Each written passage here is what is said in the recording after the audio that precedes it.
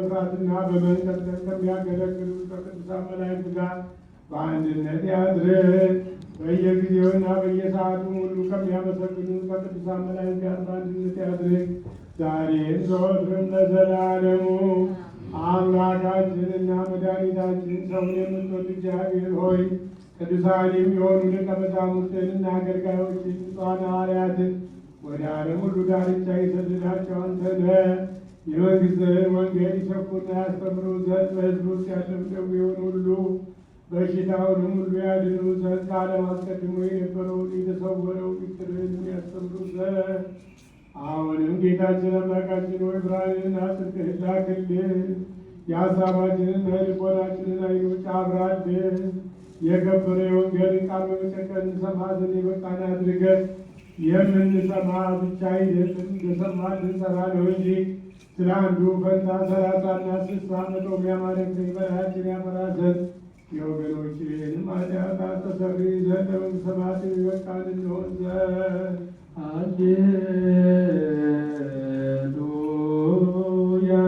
ቁሙ ወአጽብዑ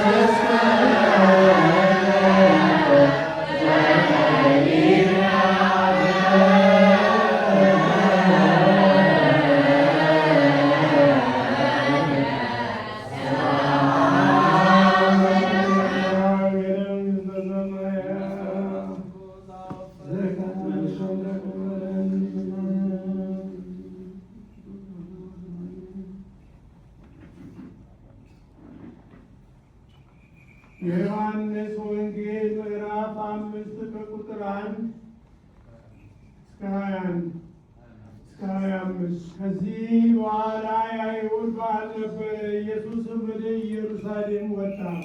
በኢየሩሳሌምም በበጎች በር አጠገብ በዕብራይስጥ ቤተሳይዳ የምትባል አንዲት መጠመቂያ ነበረች። 5 መመላለሻ ነበረባት። በእነዚህም ውስጥ የውሃውን መንቀሳቀስ እየጠበቁ በሽተኞችና ዕውሮች፣ አንካሶችም ሰውነታቸው የሰለለ ብዙ ሕዝብ ይተኙ ነበር። አንዳንድ ጊዜ የጌታ መልአክ ወደ መጠመቂያይቱ ወርዶ ውሃውን ያናውጥ ነበርና፣ እንግዲህ ከውሃው መናወጥ በኋላ በመጀመሪያ የገባ ከማናቸውም ካለበት ደዌ ጤናማ ይሆን ነበረ።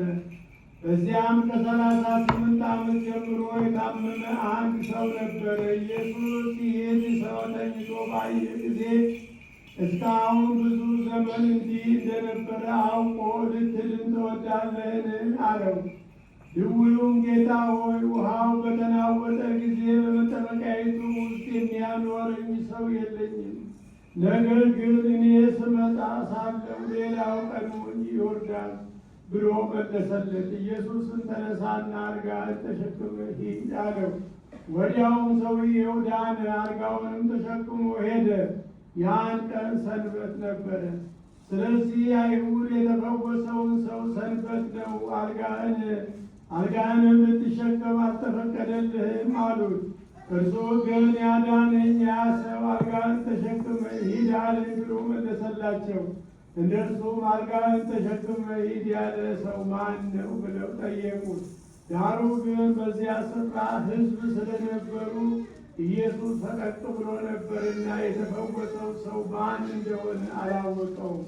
ከዚህ በኋላ ኢየሱስ በመቅደስ አገኘውና እነሆ ድነሃል፣ ከዚህ የሚብስ እንዳይደርስብህ ወደፊት ኃጢአት አትስራ አለው። ሰውየውም ሄዶ ያዳነውን ኢየሱስ እንደሆነ ለአይሁድ ነገረ። ስለዚህም በሰንበት ይህን ስላደረገ አይሁድ ኢየሱስን ያሳድዱት ነበር፣ ሊገድሉትም ይፈልጉ ነበር። ኢየሱስ ግን አባቴ እስከ ዛሬ ይሰራል፣ እኔም ደግሞ እሰራለሁ ብሎ መለሰላቸው። እንዲህም እንግዲህ ሰንበትን ስለሻረ ብዙ አይደለም፣ ነገር ግን ስለሻረ ብቻ አይደለም፣ ነገር ግን ደግሞ ራሱን ከእግዚአብሔር ጋር ያስተካክሎ እግዚአብሔር አባቴ ነው ይላል። ስለዚህ አይሁድ ሊገድሉት አብዝተው ይፈልጉት ነበር። ስለዚህ ኢየሱስ መለሰ እንዲህም አላቸው፣ እውነት እውነት እላችኋለሁ አብ ሲያደርግ ያየውን ነው እንጂ ወንድ ከራሱ ሊያደርግ ምንም አይችልም። ያ የሚያደርገውን ሁሉ ወንድ ደግሞ ይህን እንዲሁ ያደርጋልና አብ ወልድን ይወዳልና የሚያደርገውን ሁሉ ያሳየዋል። እናንተም ትደነቁ ዘንድ ከዚህ የሚበልጥ ሥራ ያሳየዋል። አብ ሙታንን እንደሚያነሳ ሕይወትም እንደሚሰጣቸው እንዲሁ ወልድ ደግሞ ለሚወዳቸው ሕይወትን ይሰጣቸዋል። ሰዎች ሁሉ አብን እንደሚያከብሩት ወልድን ያከብሩት ዘንድ ክብርንም ሁሉ ለወልድ ሰጠው እንጂ አብ በአንድ ሰው ስንኳ አይፈርድም። ወልድን የማያከብር የላከውን አብን አያከብርም። እውነት እውነት እላችኋለሁ ቃሌን የሚሰማ የላከኝንም የማያምን የዘላለም ሕይወት አለው፣ ከሞትም ወደ ሕይወት ተሻገረ እንጂ ወደ ፍርድ አይመጣም። በወልድ ያመነ የዘላለም